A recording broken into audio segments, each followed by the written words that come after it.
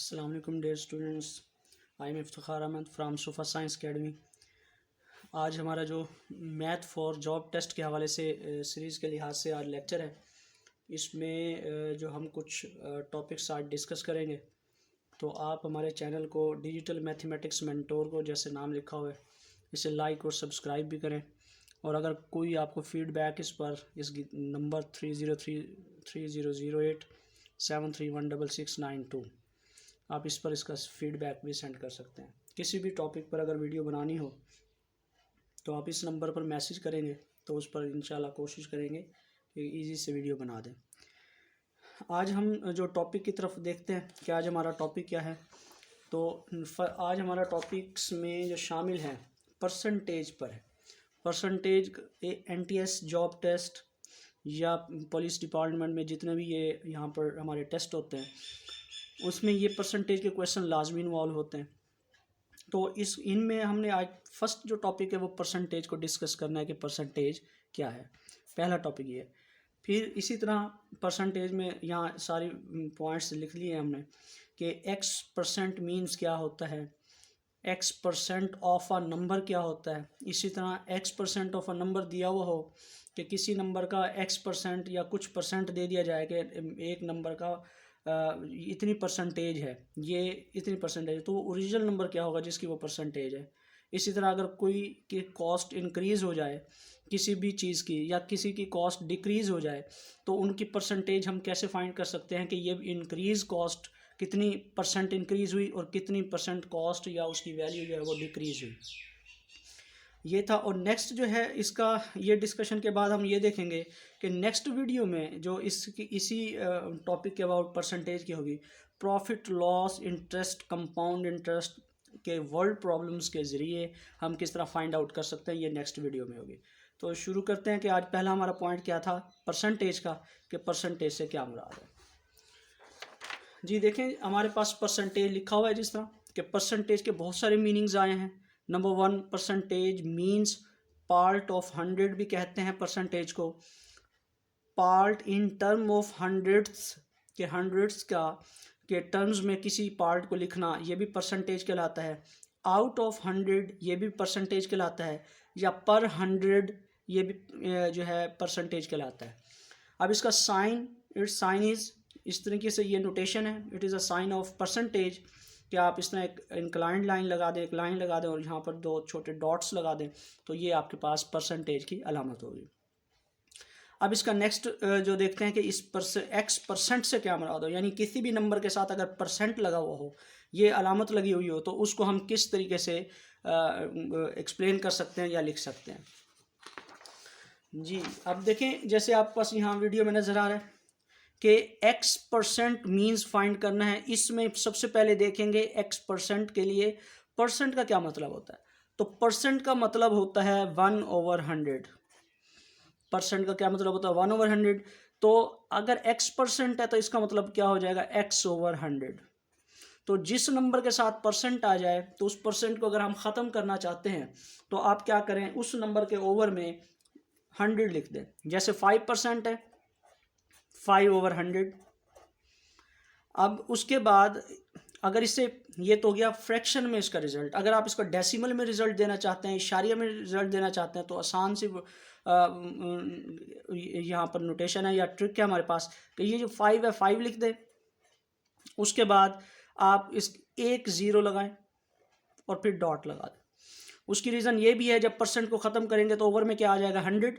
अब 100 में कितने ज़ीरोज़ हैं 2, तो आपने 2 डिजिट्स के बाद इस साइड से 2 डिजिट्स के बाद जो है डेसिमल लगाना है। तो एक तो नंबर यही 5 खुद था और दूसरा नंबर नहीं था, तो हम क्या लगा देंगे, अपनी तरफ से 0 लगा देंगे ताकि 2 डिजिट्स कंप्लीट हों, फिर डॉट लगा देंगे। तो 5% से मुराद 5 और 100 भी हो सकता है, 0.05 भी हो सकता है, या फिर इसको आप अगर इसको कैंसिलेशन करें तो 1/20 भी हो सकता है। मुख्तलिफ इसकी जो है नोटेशंस, जिस तरह आपके MCQs में आंसर आया हुआ हो या उन्होंने ऑप्शंस दिए हुए हैं तो उसी लिहाज से आप क्लिक कर सकते हैं। अब 16% क्या होगा, या तो इसको 16/100 की फॉर्म में लिख दें, या इसको जो है अगर आप डेसिमल की फॉर्म में, इशारे की फॉर्म में लिखना चाह रहे हैं तो किस तरह बनेगा, आप 16 लिखें। आप देखें परसेंट का मतलब होता है 2 डिजिट्स जो है आप मूव करेंगे फ्रॉम राइट टू लेफ़्ट। तो 1 और 2, उसके बाद आप डेसिमल लगा दें, तो इसका मतलब 0.16 भी 16% से मुराद होगा, या 16/100, या इसको कैंसिल भी करके जो भी इसका रिजल्ट आए इस तरह फ्रैक्शन में भी इसे बना सकते हैं। इस तरह 20% है तो ये कितना बनेगा, 20 लिखें, 1 2 और उसके बाद यहाँ पॉइंट लगा दें, तो ये बन जाएगा 0.20, या इसको आप सिंपल 0.2 भी लिख सकते हैं कि अगर पॉइंट के बाद एंड में जो मोस्ट राइट साइड पर जीरोज होते हैं, अगर कोई नॉन ज़ीरो डिजिट ना हो तो वो कैंसर, उसको हम इग्नोर या निगलेक्ट कर सकते हैं। तो ये जो 2 है जस्ट ये मीनिंगफुल है, तो जस्ट हम 0.2 भी लिख सकते हैं। 25% है तो इसका मतलब ये हो जाएगा 25/100, या इसको हम जो है 1/4 भी लिख सकते हैं, या फिर डेसिमल की फॉर्म में अगर लिखना चाहें तो कैसे लिखेंगे कि ये आपस 25 है तो 25 हम लिखेंगे। अब परसेंट को जब डेसिमल में कन्वर्ट करते हैं तो 2 डिजिट्स राइट साइड से काउंट करें, 1 2 और उसके बाद पॉइंट लगा दें, ये बन जाएगा 0.25 बन जाएगा। तो 5% 0.025, 16% 0.16, 20% 0.2, 15% 1/4, या डेसिमल भी लिखेंगे तो 0.25 आ जाएगा। ये x% का मीन है। ये तो उस वक्त होगा जब आपको परसेंटेज गिवन होगी और आप क्या करेंगे, उस परसेंट नंबर को डेसिमल में कन्वर्ट करना होगा, तो ये प्रोसीजर होगा कि आप 2 डिजिट्स शिफ्ट कर देंगे लेफ्ट साइड पर डेसिमल को, तो इस तरह के रिजल्ट्स आ जाएंगे। ये है x% मीन्स। लेकिन अब ये भी हो सकता है कि वो आपसे डिमांड कर लें कि जो है x% of a number find करें। मीन्स क्या कि कोई नंबर बिलफर्ज आपको दे देते हैं कि 75 का 2% क्या होता है, कि 75 का 2% कितना होगा, तो इसको कैसे फाइंड कर सकते हैं। तो उसका ये फार्मूला है कि x/100 multiply by y। y से मुराद क्या होगा, वो नंबर होगा। अगर उस नंबर को हम कहते हैं y, यानी 75 को आप y का नाम दे दें और 2% को x% कह दें, तो ये क्या बनेगा, x 2/100 मल्टीप्लाई बाय 75। यानी इसको अब एग्जाम्पल के थ्रू हम हल करेंगे। अगर इस फार्मूले में इस एग्जाम्पल को फिट करें तो क्या बनेगा, 2% ऑफ 75, तो ये बन जाएगा 2/100 मल्टीप्लाई बाय 75। इसका जो रिजल्ट आ गया वो इसका आंसर होगा। लेकिन इसकी हमने कुछ एग्जांपल्स यहाँ लिखी हुई हैं, उनको देख लेते हैं। असल ये फार्मूला आप माइंड में रखेंगे कि x/100 मल्टीप्लाई बाय y। अगर आप किसी भी नंबर का क्या फाइंड करने जा रहे हैं, देखिए यहाँ से किसी भी नंबर का परसेंटेज जो फाइंड करने जा रहे हैं उसका फार्मूला ये है x/100 multiply by y।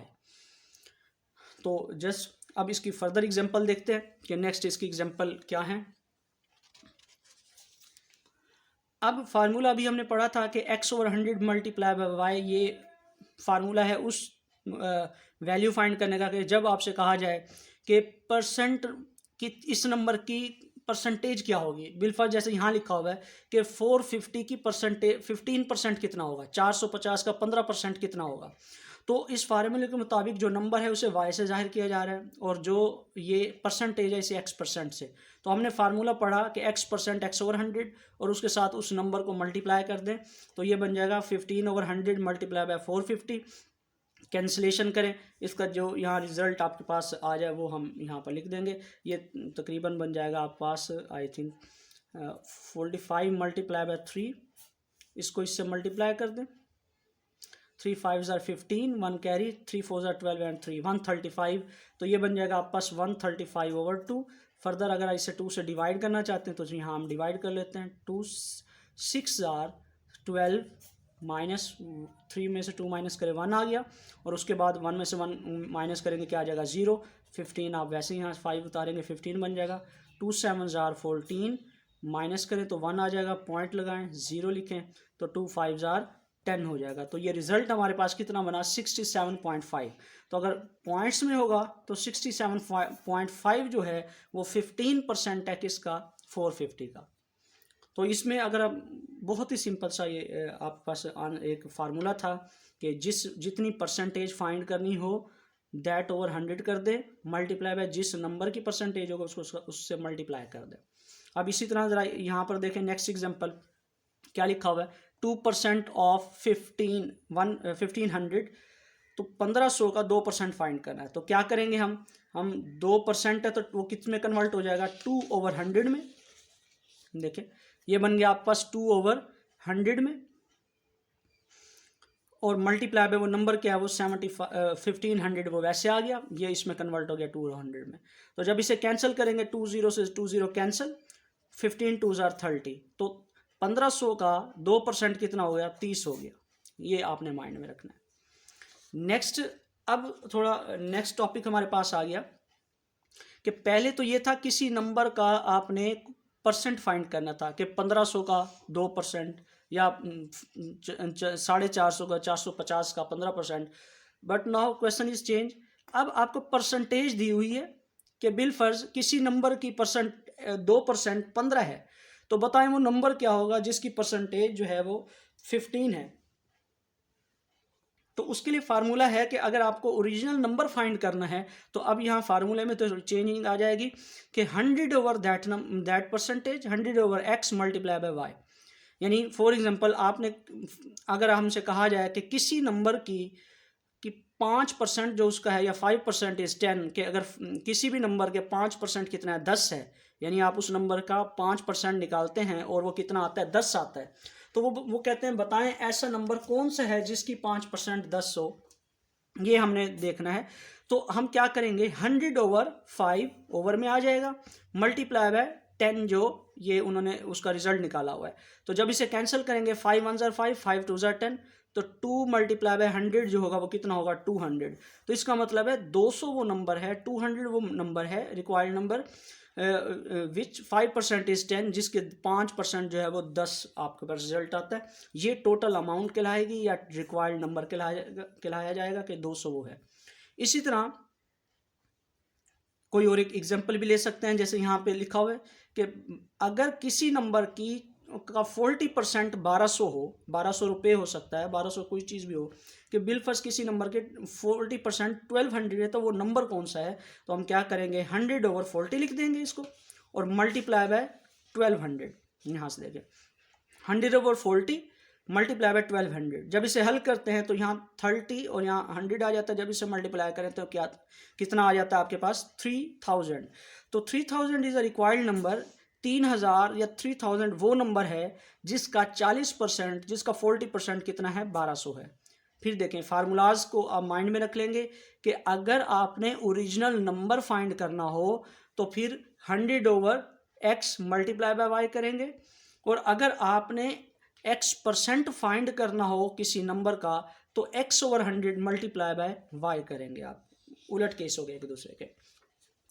Next, increased value percent के, अगर कोई हमें ये कह दिया जाए कि ये कोई किताब है, कोई बुक है, कोई चीज़ है, उसकी कॉस्ट इतने से इतनी हो गई, इंक्रीज हो गई, जैसे 70 रुपीज़ टू 85 हो गई, तो फाइंड करें इंक्रीज परसेंटेज इन कॉस्ट कि कितनी परसेंट वैल्यू इंक्रीज हुई है। इसको हमने क्या करना है, फाइंड आउट करना है, ये असल में है।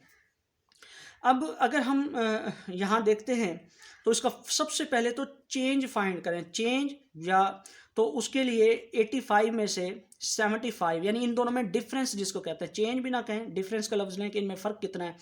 हम 85 में से 70 माइनस करें, कितना रिजल्ट आ जाएगा 15।